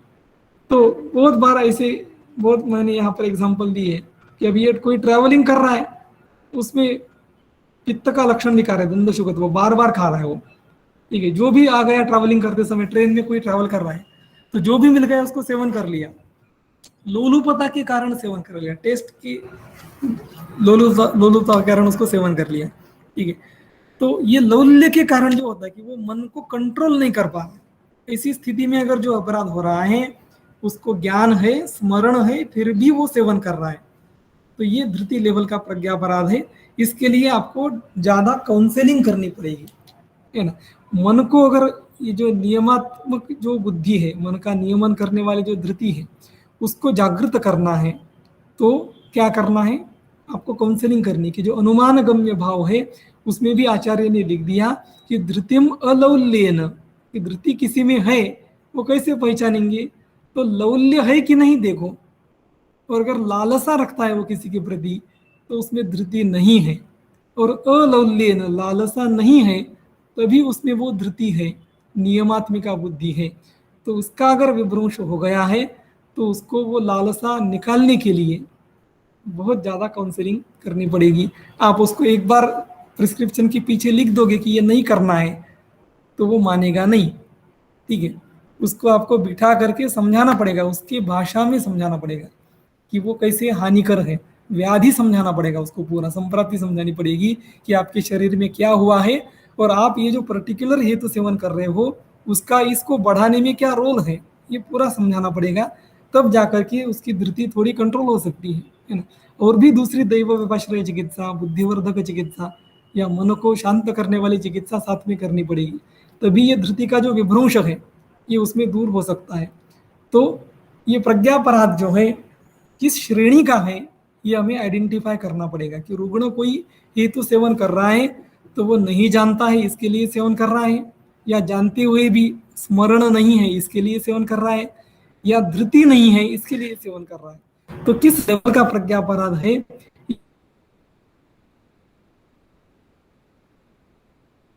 ये जान करके उसके अकॉर्डिंगली उसको बचाने के लिए उसकी ज्यादा काउंसलिंग हमें करनी पड़ेगी या उसके उपाय योजना करनी पड़ेगी। तो ये जो प्रज्ञापराध है ये सर्वदोष प्रकोप सभी दोष सभी दोषों से सभी प्रकार की व्याधि को उत्पन्न करता है। ठीक है, प्रज्ञापराध ये मूल कारण है। सन्निष्ट कारण क्या है? असाध में इंद्रियार्थ संयोग। प्रज्ञापराध के कारण कोई रसनेन्द्रिय का किसी ने कोई एक पदार्थ विशेष ज्यादा खा लिया, अतियोग कर लिया, मिथ्यायोग कर लिया, जब नहीं खाना तो खा लिया, तो एक्चुअली असाध में इंद्रियार्थ संयोग ही कारण बना। लेकिन उसका भी मूल कारण क्यों किया उसने वो, क्योंकि प्रज्ञापराध था, उसको पता नहीं था, स्मरण नहीं था या कंट्रोल नहीं था, इसके लिए किया। तो ये प्रज्ञापराध जो है वो अल्टीमेटली सभी दोषों का कारण बनता है, प्रकोपन का। इसीलिए कॉमन कॉज में इसको रखा गया है कि सभी व्याधि के ये 3 कारण है और उसमें एक प्रज्ञापराध है। आचार्य चरक ने यद्यपि दी धृति स्मृति ऐसे अलग करके उसको डिवीजन करके उदाहरणों में नहीं किया है, कॉमन उदाहरण दिए हैं। कुछ उदाहरण हम चर्चा करेंगे कि ये उदीरणम गतिमताम उदीरणानाम च निग्रह, ये लिखा है कि वेग का धारण करना या उदीरण करना ये प्रज्ञापराध है ना। या साहस का सेवन करना, अपनी शक्ति नहीं देख रहे हैं और दूसरा जिम जा रहा है, दूसरा वेट लिफ्टिंग कर रहा है, तो कंपटीशन में हम भी बिना शक्ति को देखे वेट लिफ्टिंग कर रहे हैं, साहस किसी भी प्रकार का जो है वो भी प्रज्ञापराध की श्रेणी में आएगा। पूज्यानाम अभिदर्शनम, कोई पूज्य व्यक्ति है उसकी हम निंदा किए जा रहे हैं, ठीक है, तो ये भी एक प्रकार का प्रज्ञापराध है, व्याधि का कारण है। ठीक है, ये अभिदर्शनम, गुरुणाम अभिदर्शनम, ये कुष्ठ का कारण बोला है, ठीक है, ये प्रज्ञापराध है। ठीक है, या ज्ञातानाम स्वयमर्थानाम अहितानाम निषेवनम, ये बोल दिया कि ये डी लेवल का नहीं है, दूसरे लेवल का प्रज्ञापराध है। ज्ञात है, आपको पता है कि अहित है, लेकिन फिर भी सेवन कर रहे हैं, तो ये पहले लेवल का प्रज्ञापराध नहीं है, हायर लेवल का है। ठीक है, परमोन्मादिकानाम च प्रत्ययानाम निषेवनम, प्रत्यय मतलब कारण, उन्माद करने वाले जो कारण है उनको आप सेवन कर रहे हो, उन्माद निदान में दिए। ठीक है, अकाल देश संचारो, जहां नहीं जाना चाहिए, जब नहीं जाना चाहिए तब जा रहे हैं, जब नहीं खाना चाहिए तब खा रहे हैं। नाइट फूड मॉल्स की संस्कृति आ गई कि रात भर मॉल्स खुले हैं जिसमें रात 2 बजे जाकर के खाना खाना है, अकाल देश संचारो, प्रज्ञापराध है ना।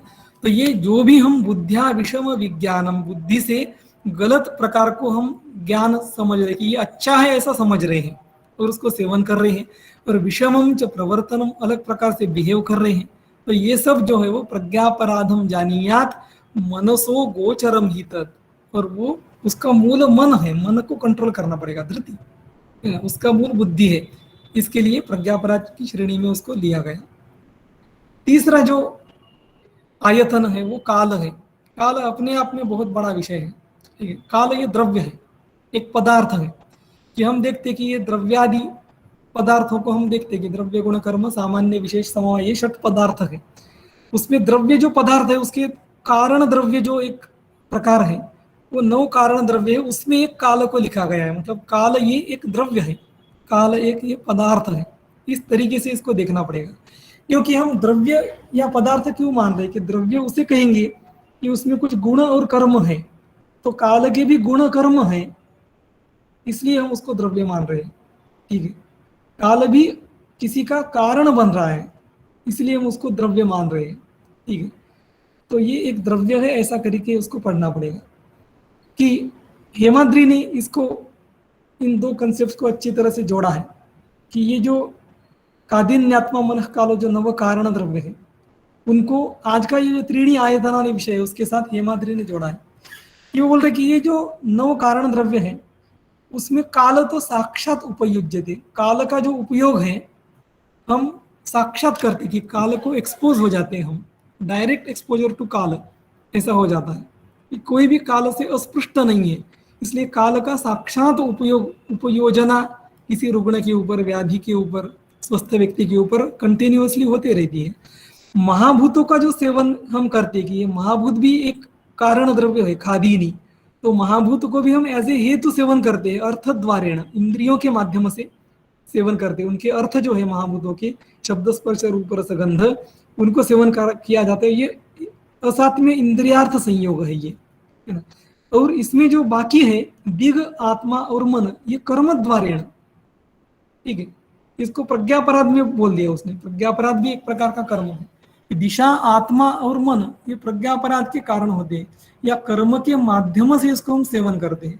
कि दिशा भी द्रव्य है ना, कि हम वास्तुशास्त्र को नहीं मान रहे कि वास्तुशास्त्र ये दिशा का एप्लीकेशन है कि कहाँ क्या होना चाहिए, कि आग्नेय दिशा में क्या होना चाहिए निर्धारित है, वहां पर हमने बेसिन बिठा दिया, वहां पर लैट्रिन बिठा दिया। पूजा स्थान है उसको देखा ही नहीं, वहां दूसरा ही कुछ कर दिया।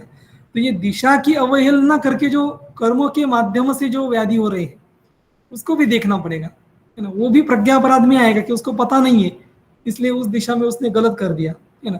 आत्मा भी, ये भी प्रज्ञापराध है कि ये पिछले जन्म को हम देखेंगे कि उसके माध्यम से, आत्मा के माध्यम से पिछले कर्म आ रहे हैं, तो वो भी एक प्रकार का प्रज्ञापराध है। तो ये दिशा, आत्मा और मन, ये जो 3 द्रव्य है, कारण द्रव्य, ये कर्म के माध्यम से हम इसको सेवन कर रहे हैं और ये व्याधि के हेतु बन रहे हैं। काल को अगर देखेंगे तो ये सूक्ष्माम अपि कलाम न लीयते इति कालः, सूक्ष्माम अपि कलाम, कि थोड़ा भी एक लिटिल मूवमेंट भी जो डिसअपियर नहीं होता है, रुकता नहीं है, उसी को हम काल बोलेंगे। ठीक है, बहुत सारी व्याख्याएं मूल में इसकी आई हैं। कालयति इति कालः, कालयति मतलब संक्षिपयति, कि जो शॉर्टनिंग कर रहा है लाइफ को, कि 1 बाय 1 हर एक सेकंड में हमारी लाइफ एक एक सेकंड से कम हो रही है, हर मिनट में एक एक मिनट से कम हो रही है। जो हम बर्थडे मना रहे तो वो 1 साल कम हो गया आयु का, उसका द्योतक है, अभी वो 1 साल आयु कम हो गई, हम उसको मना रहे कि बर्थडे, ठीक है। वो संक्षिपयति, वो काल बता रहे कि आपकी आयु कम हो गई 1 साल से, आप वृद्ध हो गए। या मृत्यु समीपम नयति, कालयति का अर्थ है कि मृत्यु के समीप ले जा रहा है काल आपको, कालयति इति कालः। संकलयति इति कालः, और एक निरुक्ति दे दी कि संहरणात् एक राशि करोति, एक ही काल के छत्र में सब लोग बैठे हैं, सब लोग काल के वर्तमान काल में जो भी बैठे वो एक छत्र में है, तो संकलन कर रहा है भूतों का। या संकलयति मतलब सुख दुखाभ्याम योजयति, काल ही है जिसमें हमें सुख मिल रहे हैं या दुख मिल रहे हैं। हम कर्म विपाक सिद्धांत देखेंगे कि काल के ही कारण जो भी कर्म कर रहे हैं वो फलित हो रहे, काल में ही फलित हो रहे, बिना काल के कोई सुख दुख नहीं होगा। इसलिए ये जो काल है ये सुख या दुख को, आरोग्य को या व्याधि को एक प्लेटफॉर्म दे रहा है, उसमें ही व्याधि हो रहे हैं, इसलिए संकलयति इति कालः, ऐसी भी उसकी निरुक्ति है। काल का लक्षण है कि अपरस्मिन अपरम युगपत चिरम क्षिप्रम इति काललिंगानि, कि उसको हम बोल रहे कि ये अपर या पर, कि ये ज्येष्ठ है, ये कनिष्ठ है। ये काल के बिना बोल सकते हैं क्या कोई ज्येष्ठ है या कोई कनिष्ठ है? या हम बोल रहे कि युगपत, एट ए टाइम बोल रहे तो बिना काल के नहीं बोल सकते। या चिर या क्षिप्र बोल रहे हैं कि क्विक या स्लो, ये बिना काल के नहीं बोल सकते। तो ये सभी काल के लक्षण हैं। अतीतादि व्यवहार हेतु काल, तर्क संग्रह ने व्याख्या की कि हम बोल रहे कि पास्ट, प्रेजेंट, फ्यूचर, गया हुआ, आगे वाला, तो ये जो व्यवहार हम जिसका कर रहे हैं वही काल है। चरक ने भी काल का लक्षण दिया कि शीतोष्ण वर्ष लक्षण, ये 3 काल के लक्षण है। या काल को परिणाम बोला गया, काल को 2 प्रकार से बोला गया, एक तो वो संवत है या अपने लिए क्लिनिकली वो आतुरावस्था भी एक काल है। सुश्रुत ने भी उसको बड़े वर्णनात्मक, कालो ही नाम भगवान, वो भगवान है, वो स्वयंभू है, अनादि मध्य निधना, उसको कोई उत्पादक कारण नहीं है, कोई मध्य भी नहीं है और कोई है। और उसमें रसव्यापक संपत्ति जीवित मरणे च मनुष्याणाम आयते, कि मनुष्य का जन्म या जो रस हम आहार रस ले रहे उसका व्यापद होगा, वो संपत होगा, आरोग्य मिलेगा या अनारोग्य मिलेगा। ये सभी काल निर्धारण करेगा, ऐसा सुश्रुत लिखते हैं। बहुत बड़ा फैक्टर है काल, और बहुत बार वो अपने कंट्रोल में नहीं होता है। काल का हम बहुत ज्यादा व्यवहार करते हैं। काल एक होते हुए भी उपाधि के कारण उसको एक टाइटल देते हैं कि संवत्सर टाइटल दे दिया, या अयन उसको टाइटल दे दिया, मास टाइटल दे दिया, और उसको व्यवहार में हम अलग अलग बोल रहे हैं। वस्तुतः काल एक ही है। हमारे लिए दो प्रकार के काल होते हैं, एक तो नित्य का काल और आवस्थिक काल। नित्य को जो काल है उसको हम दिनचर्या और ऋतुचर्या के माध्यम से सेवन करते हैं। इसमें अगर हम प्रॉपरली दिनचर्या सेवन नहीं कर रहे हैं या ऋतु को आइडेंटिफाई करके उसको हम उसके अनुसार रस या गुण सेवन करने चाहिए, आहार में परिवर्तन करना चाहिए, विहार में परिवर्तन करना चाहिए, वो नहीं कर रहे हैं, तो ये काल की दृष्टि से एक अपराध हो जाता है ना।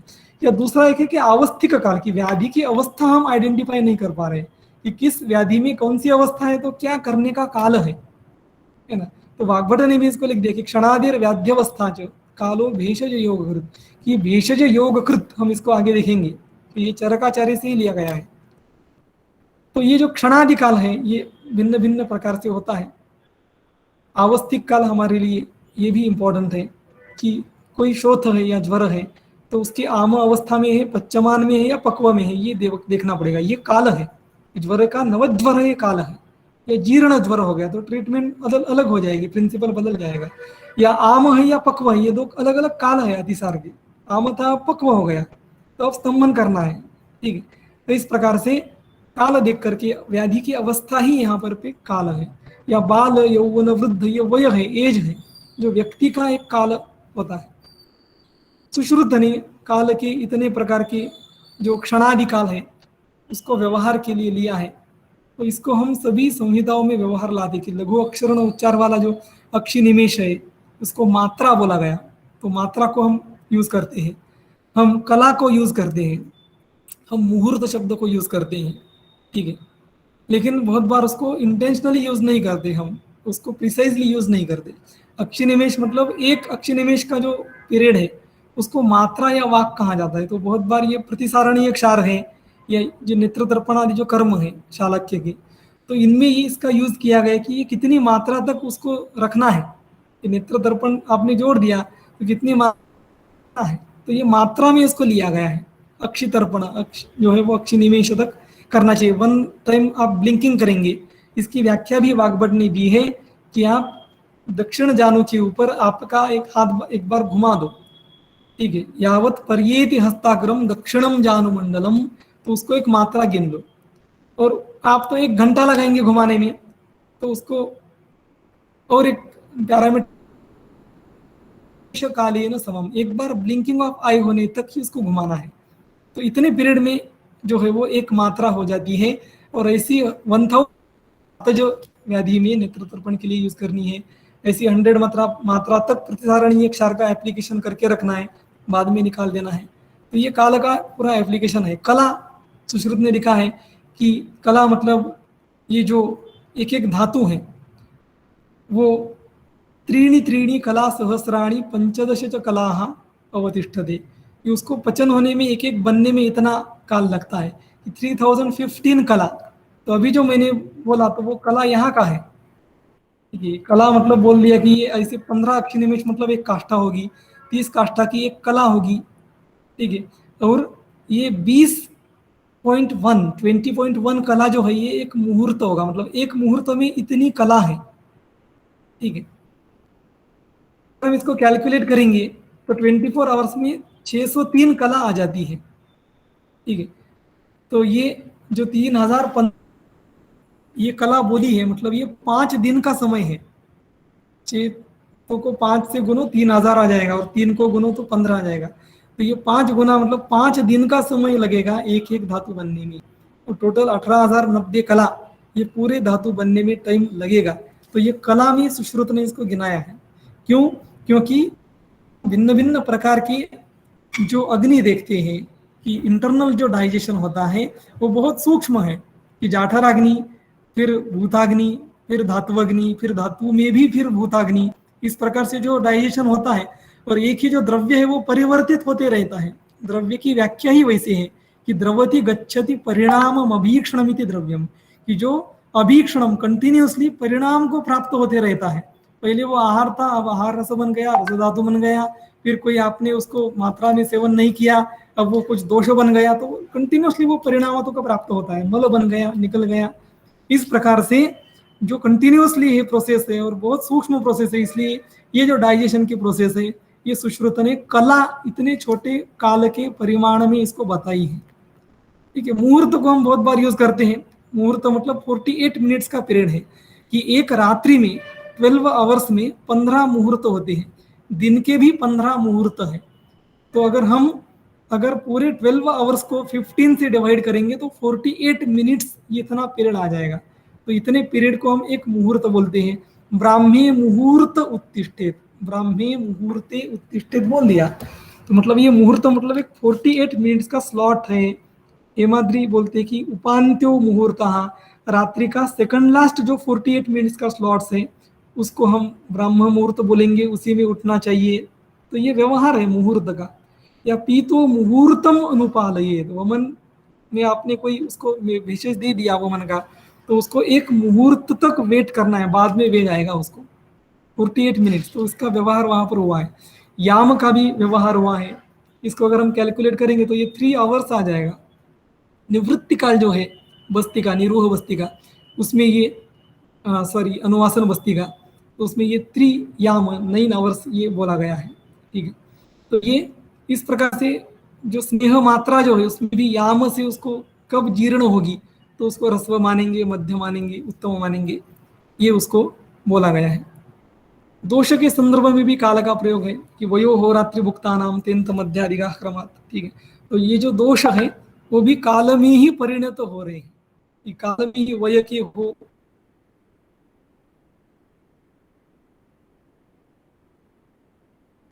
रात्रि के काल में उनकी कोई कोई अवस्था है, भोजन के पहले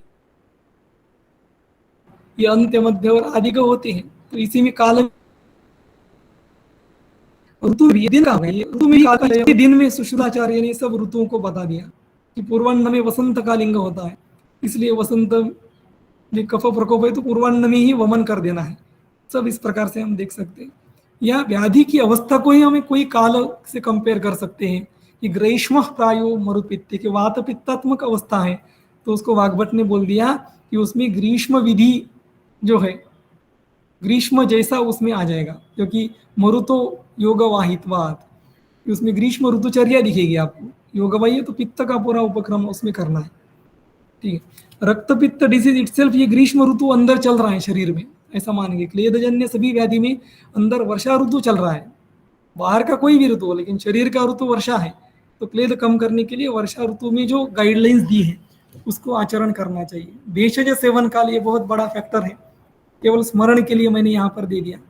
भेषज सेवन काल ये आज के परिप्रेक्ष्य में मैं अलग प्रकार से आपको बोल रहा हूँ कि यहाँ पर लिखा है कि ये सपोज आपको अन्नादौ कि भोजन खाने से पहले आपने सेवन कर लिया तो अपान के लिए अपान काल बोला गया उसको। अपान क्षेत्र में जाके वो काम कर रहा है कि निशी ये जो काल है ये ऊर्ध्व चतुर्गत काम कर रहा है।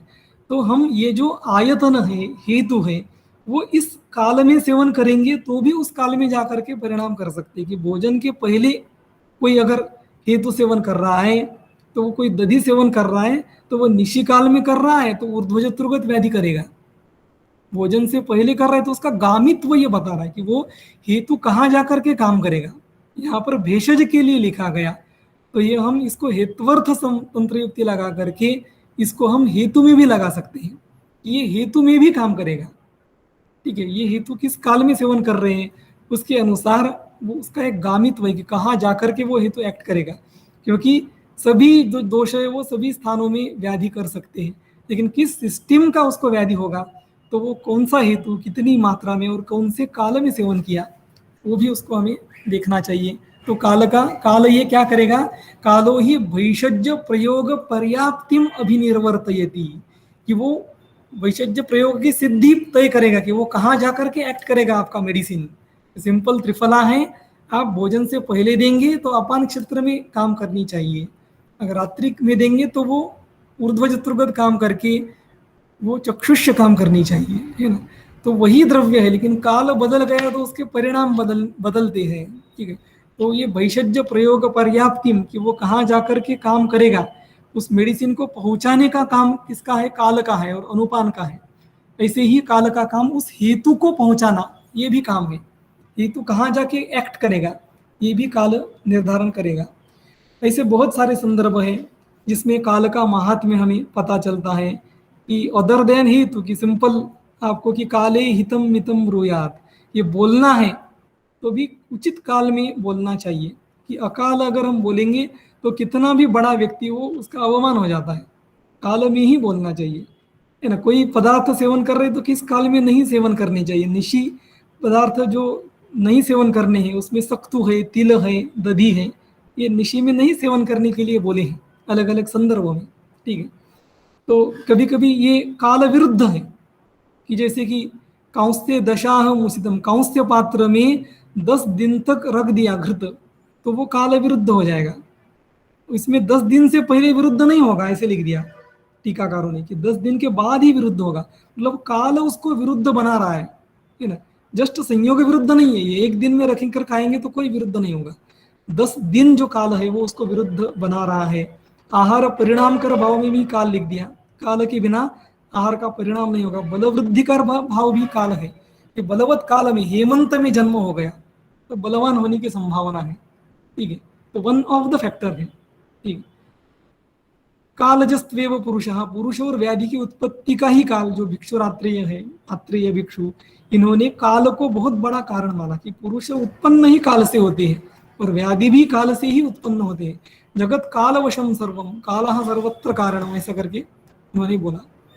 एक छोटा विषय लेकर के हम रुकेंगे कि ये काल जो है इसमें जो पूर्वकृत कर्म है इसको भी, कर्मज व्याधियों को भी काल में लिया जाता है। कि कर्म जो हेतु भी बिना, अभी इस जन्म में कोई हेतु सेवन नहीं किया फिर भी कोई व्याधि हो गया तो उसको कर्मज व्याधि माना गया, वाग्भट ने इसको माना, ठीक है। चरक भी इसको मानते कि इंद्रिय स्थान में एक संदर्भ है कि जहां पर विकृति लिखी गई है 3 प्रकार की, उसमें लक्षण निमित्ता जो विकृति है उसको बोला गया कि यस्याः शरीरे लक्षणान्येव हेतु भूतानि भवन्ति। शरीर के ऊपर कुछ लक्षण आते हैं, हम हस्तरेखा देख करके कुछ ज्योतिषी अनुमान कर रहा है, ठीक है। तो इस प्रकार से जो सामुद्रिक लक्षण है उसको चक्रपाणि ने बोल दिया कि सामुद्रिक लक्षण आ रहे हैं। और वो कहाँ क्यों आ गए, क्योंकि पिछले जन्म में जो कर्म किए थे उसके कारण से वो लक्षण बता रहा है कि वो निमित्त है, केवल कि वो इंडिकेट कर रहा है कि ये कर्मजनित है और इसके लक्षणानि ही कानिचित शरीरोपनिबद्धानि भवन्ति तस्मिन् तस्मिन् काले। वो उसका फ्रूटफुल होने का, अगर पकने का काल आ गया तो उस काल में वो व्याधि हो जाएगा। इसलिए बोल दिया कि हेतु भी बिना, या महारंभोल्पको हेतु, थोड़ा हेतु सेवन किया तो बड़ा व्याधि हो गया तो वो कर्मज व्याधि उसको हम बोलेंगे। कर्म विपाक पूरा सिद्धांत है तो उसको देखना चाहिए। तो ये जो काल द्रव्य है इसको ज्योतिष शास्त्र में इसका बहुत बड़ा एप्लीकेशन है। काल मृत्यु, अकाल मृत्यु, ये भी बहुत एक बड़ा चर्चा का विषय है, ठीक है। इसको हम अभी नहीं लेंगे। तो आज का जो विषय था उसमें जो टेक होम मैसेज है कि इसको हमें देखना है कि जो त्रिविध हेतुओं को प्रत्येक व्याधि में हमें देखना पड़ेगा, ठीक है। और वो हेतु को केवल द्रव्य न मान करके उसको योग का महात्म्य रुग्ण को समझाना पड़ेगा कि ये ओकेजनली खाया तो हेतु नहीं है, आपने अतियोग किया है, या मिथ्या योग है तो मिथ्या कैसे है, किन टर्म्स में ये मिथ्या है, कि रात्रि में खाया इसलिए मिथ्या हो गया, या किसी के साथ जोड़कर खाया इसलिए मिथ्या हो गया। तो ये मिथ्यात्व जो है वो उसको समझाना पड़ेगा और ये योग को समझना और समझाना पड़ेगा। ये कोई भी हेतु बिना योग के ना तो स्वास्थ्यकर होगा और ना ही वो व्याधिकर होगा। कि जितना व्याधि है उतने प्रमाण में उसको देना पड़ेगा। प्रमाण से कम देंगे मेडिसिन तो भी वो काम नहीं करेगा, ज़्यादा देंगे तो भी वो अतियोग से करेगा। तो हेतु औषध दोनों में हमें योग देखना पड़ेगा। प्रज्ञापराध की श्रेणी को हमें परखना पड़ेगा कि ये धी लेवल का है, धृति लेवल का है या स्मृति लेवल का है, और उतनी इन डेप्थ काउंसिलिंग हमें करनी पड़ेगी, है ना। बहुत वो अगर ज़्यादा धृति लेवल का अपराध है तो केवल बोल करके छोड़ नहीं सकते, उसको स्मरण दिलाना पड़ेगा, डिटेल में समझाना पड़ेगा और भी उपाय योजना करनी पड़ेगी, है ना। उसको मार्गदर्शन करना पड़ेगा। काल यद्यपि बहुत बार दुष्परिहार्यत्व उसमें होता है, फिर भी जो काल जो व्याधि है उसको सौम्य करने के लिए काल के परिणाम को सौम्य करने के लिए हम बहुत सारी उपाय योजना कर सकते हैं। ठीक है, तो साध्यासाध्यता में भी इसका रोल है। तो त्रिविध हेतुओं का भी परस्पर सामंजस्य है, परिणाम है, उसको भी हमें ध्यान में देखना पड़ेगा कि हेतु प्रज्ञापराध है, लेकिन वो सेवन तो कोई विषय कर रहा है अति योग में, है ना, उसको समझाना पड़ेगा। ठीक है, इस प्रकार से ये जो है कि दधी सेवन कर रहा है तो रात्रि में सेवन कर रहा है, तो ये काल भी है इसमें और प्रज्ञापराध भी है, दोनों भी है। ठीक, और एक्चुअली ये असात्मी इंद्रियार्थ संयोग भी हो गया, मिथ्या योग हो गया। ठीक है, इस प्रकार से जो त्रिविध हितों का परस्पर परिणाम है वो ध्यान में रख करके हमेशा ट्रीटमेंट करनी चाहिए। हेतु जो है वो प्रथम स्कंध है हेतुलिंग औषध में, और लक्षण में भी इसका रोल है, और औषध देते समय भी इसका रोल है। और ऐसे हेतु एक बहुत बड़ी संकल्पना है, उसमें से ये एक छोटी संकल्पना जो त्रीणी आयतनानि के माध्यम से मैंने रखने का प्रयास किया, तो इसको चिकित्सा करते समय अगर देख पाए और इसके अनुसार हम बिहेव कर पाए तो ये आज का लेक्चर सफल हुआ है, ऐसा मानूंगा। आदरणीय हेतल मैडम ने मुझे आज विचार रखने का यहाँ पर एक अवसर दिया, उसके लिए मैं आपका मनपूर्वक धन्यवाद देता हूँ। धन्यवाद।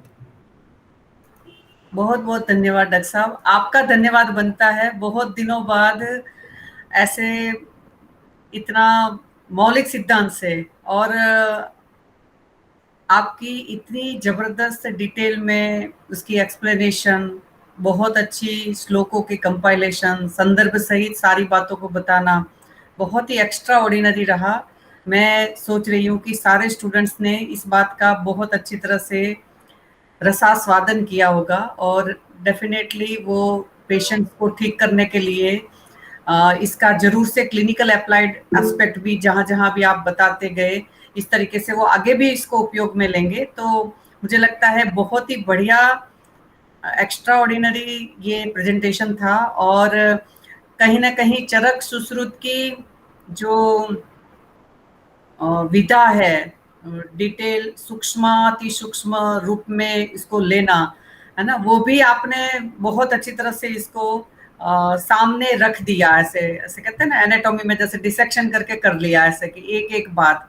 तो सही बात है, इस तरीके से अगर लिखा जाए बहुत सारे टॉपिक्स को तो मुझे लगता है चरक के अंदर भी टीका की टीका है ना, आगे इस तरीके से बहुत अच्छा बच्चों को, स्टूडेंट्स को, सारों को ये चीज ज्ञान देगी और पथ प्रदर्शन करेगी उनका। बहुत बहुत धन्यवाद डॉक्टर साहब। विश्व आयुर्वेद परिषद की ओर से हम आपका हार्दिक धन्यवाद करते हैं कि आप हमारे निवेदन पर यहाँ आए और आपने बहुत अच्छी तरह से इस ज्ञान यज्ञ में इस ज्ञान यज्ञ को शुरू रखा। आगे भी आगे एक एक ऐसे ही चलता रहे, बहुत सारे स्टूडेंट्स इसके माध्यम से तैयार हो और कहीं ना कहीं बच्चों की प्रैक्टिकल अप्रोच इतनी बढ़िया हो कि यहाँ से निकलने के बाद तुरंत ही वो अपनी प्रैक्टिस शुरू कर सके।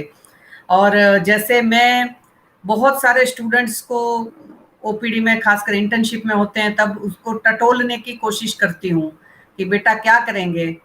तो ज़्यादातर ने एमडी की तैयारी के लिए कहा, नो डाउट मैंने भी की, मगर मैं सोचती हूँ कि मेरी एमडी की तैयारी के साथ साथ अगर नहीं होता एमडी में तो मेरा क्लिनिकल, मेरी प्रैक्टिस की पूरी तैयारी थी। होता है तो ठीक है, वरना दूसरा रास्ता ज्यादा तैयार था। तो ऐसे ही जैसे मुझे कुछ स्टूडेंट्स मिले, तो आज ओपीडी में मैं उसका नाम भी लेना चाहूंगी कि अंकुर इंटर्नीज है अभी हमारे पीटीएसआर डिपार्टमेंट में, और उसने कहा मैडम प्रैक्टिस करूंगा। तो मैं पता है कान तरस जाते हैं मेरे कि बच्चे ऐसा कुछ बोले, है ना, प्रैक्टिस करने के लिए कि नहीं प्रैक्टिस करेंगे। तो मुझे लगता है कहीं ना कहीं हम ये व्याख्यान माला चला रहे हैं विश्व आयुर्वेद परिषद की ओर से, वो सफल हो जाएगी कि बहुत सारे बच्चे नो डाउट एमडी एंट्रेंस की तैयारी करें मगर प्रैक्टिस की ज्यादा तैयारी करें।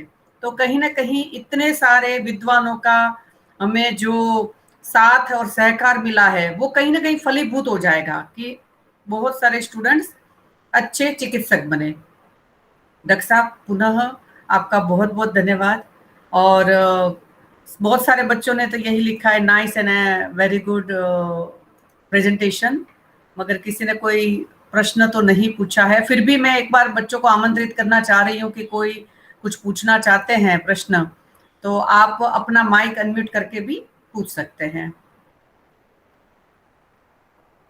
बाकी सर अपने पास ही है एनआईए में, आप कभी भी जाके डिपार्टमेंट में भी जाके पूछ सकते हैं। और एनआईए के सभी टीचर्स एक्स्ट्रा ऑर्डिनरी है, और आप कहीं भी कुछ भी कैसे भी पूछ सकते हैं। तो मुझे विश्वास है कि आप सभी टीचर्स का ज्ञान का उपयोग करेंगे, और डॉक्टर विद्याधीश का भी इसी तरीके से हम आगे भी साथ सहकार चाहेंगे, जिससे वो अच्छी तरह से हम अपने उद्देश्य के लिए आगे बढ़ सके। तो अंत में मैं फिर से आप सभी का धन्यवाद करती हूँ। सर नमस्कार। जी हाँ जी, हाँ जी पंकज मैम नमस्कार जी। हाँ, लेक्चर तो बहुत अच्छा था। एक सर से और मैम आपसे भी रिक्वेस्ट है कि थोड़ा सा ना उसमें हिंदी का भी थोड़ा सा रहता तो अच्छा था। हमारी थोड़ी संस्कृत के हिसाब से थोड़ा सा मैं वीक हूँ, उसमें जो कैप्शंस थे तो वो अच्छे थे। सर ने हिंदी में ही समझाया सारा, हाँ वो जी, हाँ अच्छा था। जी, मैं वही और कहना चाहती हूँ। हाँ, एक एग्जाम्पल जो दिया सर ने, जन्मोत्सव मना रहे हैं मगर 1 साल मेरी उम्र कम हो रही है, तो इसमें मतलब थोड़ा सा विरोधाभास है। जैसे जन्मोत्सव मनाने में गलत क्या है? चलो वो तो थोड़ा सांस्कृतिक और पता है इस तरीके से है, फिर भी सर कुछ जवाब देना चाहे डॉक्टर साहब तो। बाकी विषय को पकड़ो, ऐसे एक्सप्लेनेशन के बहुत सारे मैं पॉइंट नहीं पकड़ रहा हूँ। जैसे पुराने लोग हैं तो चलिए वो तो उनके मृत्यु के बाद हम लोग करते हैं, या महापुरुषों के साथ है, तो इस तरीके से कुछ ऐसी है तो उस पर भी विचार करेंगे। नहीं नहीं, अच्छा है, वो तो उत्सव के रूप में मनाया जाना चाहिए, है ना, मैं भी मनाता हूँ, बहुत अच्छा है।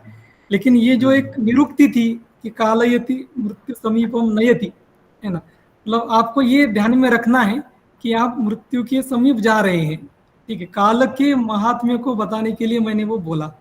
ठीक है, अच्छा अच्छा जी एक्चुअली जो है ना कि चरकाचार्य ने भी एक बात जो सद्वृत्त में बोले कि प्रकृतिम अभीक्षणम स्मरेत, कि आपको अपनी प्रकृति का स्मरण करते ही रहना चाहिए कि हम कौन हैं। ठीक है, तो भौतिकता से अगर हमें परे रहना है, दूर रहना है, तो जी हमारा जी जो मूल आत्मस्वरूप है उसका स्मरण बार बार रहना चाहिए, है ना। और वो काल को हम अगर अनदेखी करेंगे तो वो नहीं रहेगा। ठीक है, इसलिए ये मेरा कहने का तात्पर्य इतना ही था कि हमारे पास समय कम है, बहुत जीवन का जो समय होता है वो वस्तुतः जो करना होता है उसमें बहुत कम समय है।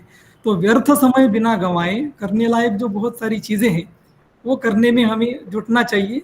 तो 1 साल हमारा उसमें से कम हो गया, ऐसा अगर हम धारणा करेंगे तो हम अगले साल में और ज्यादा जोर से काम करेंगे। इस भावना से मैंने बोला जन्मदिन तो करना चाहिए उत्सव के रूप में अवश्य। ठीक है सर। जी सर, ओके सर। मनाना चाहिए।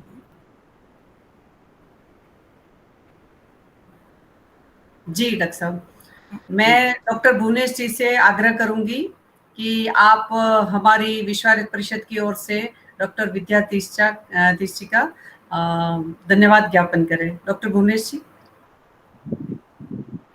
सभी को नमस्ते। विद्याधीश जी ने आज जबरदस्त तरीके से हमारा ज्ञानवर्धन किया।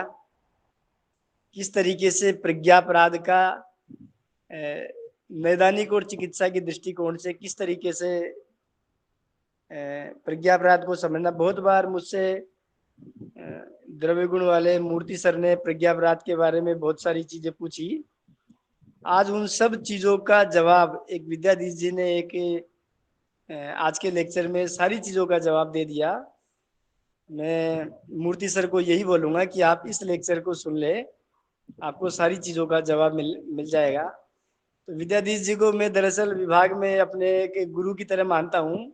तो इन्होंने आज जो विधि बताई है, इनकी स्पीच से जो विधि ऐसे उभर के आई है उसको सभी लोगों को फॉलो करना चाहिए, ऐसा मेरा सोच है।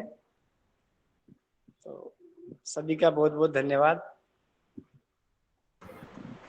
जी, विश्वारित परिषद की ओर से विद्याधीश जी का पुनः धन्यवाद करते हुए मैं अभी शांति मंत्र का उच्चारण करती हूँ। आप भी सभी म्यूट रख के करिए साथ में।